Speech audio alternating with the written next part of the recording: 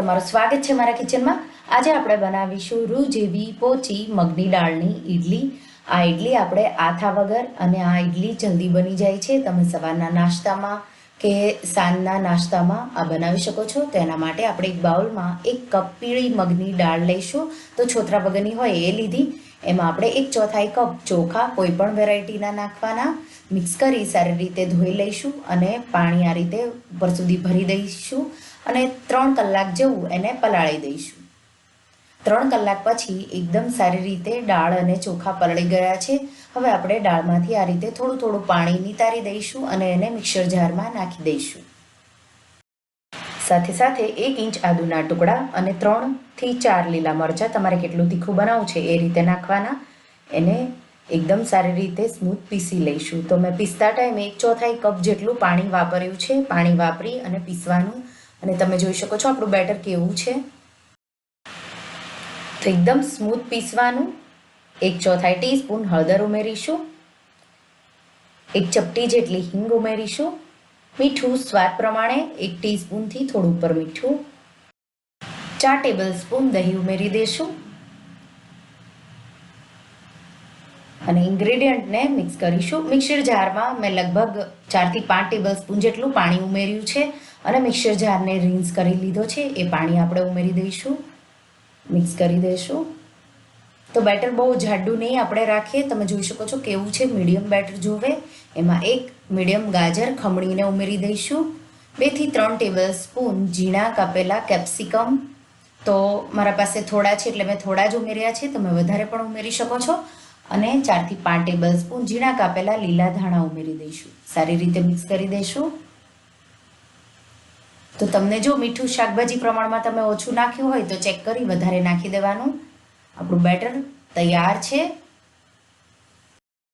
તો બેટર બહુ પાતળું પણ ન હોવું જોઈએ અને બહુ જાડું પણ ન હોવું જોઈએ, એ ધ્યાન રાખવાનું। હવે આપણે ઈડલીના મોલ્ડ, તો ઈડલીના કુકરમાં હું મૂકી રહી છું એટલે આપણે એને પહેલાં તેલથી ગ્રીસ કરી લઈશું। તો 2 પ્લેટને મેં તેલથી સારી રીતે ગ્રીસ કરી લીધી છે। બેટરમાં 1 ટીસ્પૂન ઇનો ફ્રૂટ સોલ્ટ ઉમેરીશું અને બેટરને સારી રીતે મિક્સ કરી દઈશું।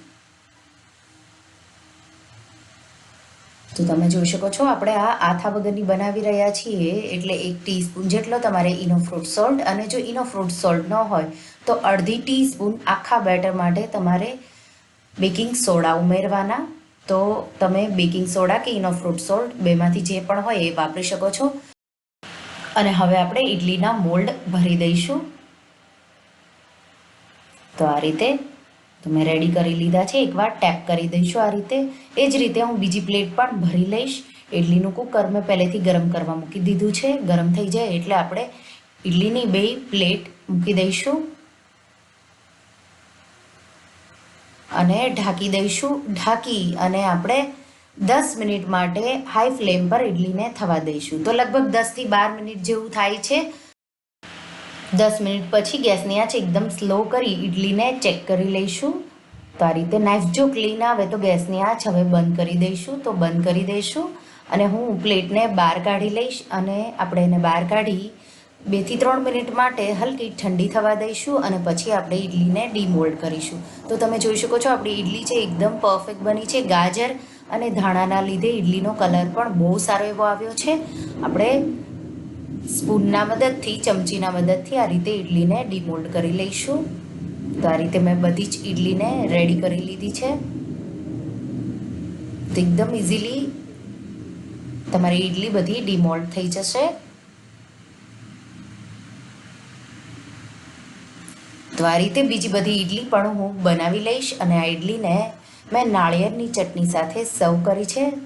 આ ઈડલી સવારનો નાસ્તો હોય, બાળકોનો લંચ બોક્સ હોય કે તમારે કંઈ હેલ્ધી ખાવું હોય તો ઝટપટ તમે આ ઈડલી બનાવીને સર્વ કરી શકો છો। અને તમે જોઈ શકો છો આપણી ઈડલી છે એકદમ રૂ જેવી પોચી અને ખાવામાં એકદમ સ્વાદિષ્ટ શાકભાજીવાળી આપણી ઈડલી બની છે। તો આ રીતે તમે આ ઈડલી એકવાર જરૂરથી બનાવજો અને મને કહેજો કમેન્ટમાં કે તમને આ મગની દાળની ઈડલીની રેસીપી કેવી લાગી। Thank you for watching.